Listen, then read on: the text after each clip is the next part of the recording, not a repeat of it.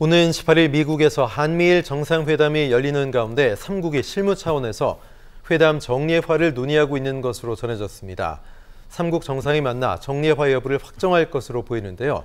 김철현 경일대 특임교수와 관련 내용 얘기 나눠보겠습니다. 어서 오십시오. 안녕하십니까? 네, 18일 캠프 데이빗에서 한미일 정상회의가 예정돼 있는데 조태용 안보실장이 한미일 3국 정상이 정례화를 논의할 수 있다 이렇게 얘기하거든요. 그러니까 어떤 의미입니까? 일단 한미일 세 나라가 별도로 3국 회담을 연다는 것 자체가요.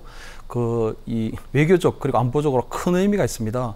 지금까지는 우리나라 같은 경우는 옵저버 자격으로 나토 정상회의나 G7 정상회의에 참석을 했고, 그때 가면은 뭐 한미 또는 한일 또는 미일 간의 양자회담 정도로 위주로 이루어져 왔거든요.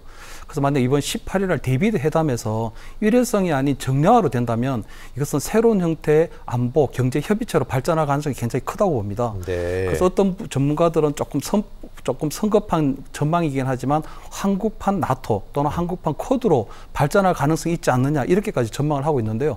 제가 볼 때 이건 이번 18일 데이비드 회담이 만약 상설화가 된다면 상설 협의체로 발전할 수만 있다면 아마 그런 형태의 어떤 안보 경제 협의체로까지 발전할 가능성이 높다 이렇게 좀 전망합니다. 네, 한국판 나토 말씀까지 하셨는데 뭐 정상회의 정례회 이 문제와 함께 긴밀한 대응을 위한 3국 정상 간 한라인 구축도 가능할 수 있다 이런 관측도 있더라고요. 뭐 일단 한미 정상 간에는 또는 한일 정상 간에는 다양한 형태의 어떤 채널과 형식을 갖춘 한라인이 이때까지 존재해 왔었습니다. 네. 뭐 외교적 프로토콜이 좀 있어야 되지만요.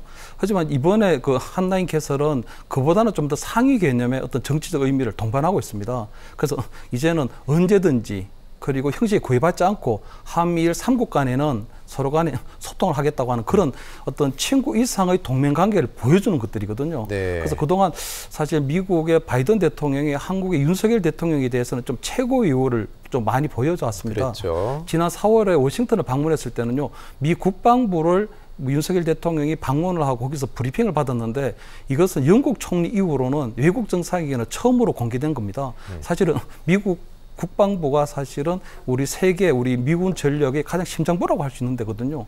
거기서 받고 이번에 또 42년 만에 우리 부산 입항한 SSBN, 그러니까 핵전력 잠수함인데 네네. 우리 미국이 가지고 있는 3대 핵전력 중에 가장 핵심이죠. 거기에 우리 외국 정상으로는 우리나라 대통령이 처음으로 승선해서 브리핑을 받았거든요. 네.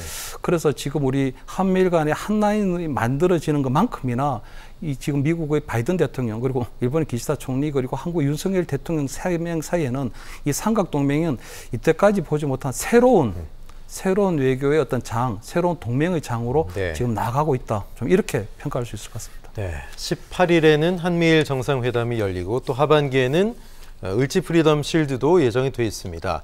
지난 상반기였죠. 3월에도 전반기 연합훈련 때 북한이 미사일 도발을 하면서 항의하는 강하게 반발하는 모습이었는데 이번엔 어떤 도발 행보 예상하십니까? 일단은 먼저 어저께하고 그저께 김정은 위원장이 포탄하고 미사일을 만드는 군수공장을 방문을 했고요. 네. 거기서 또 자동 소총을 직접 사격하는 그런 사진들을 또 공개를 했었습니다. 지금 이 모습이죠. 그렇습니다. 그래서 지금 이런 것들이 아마 러시아에 무기를 판매하겠다고 하는 그런 것들도 있지만 상당히 이번 달로 예정된 어떤 을지 훈련, 그 자유 방패 훈련에 대한 맞대응의 성격도 있는데요.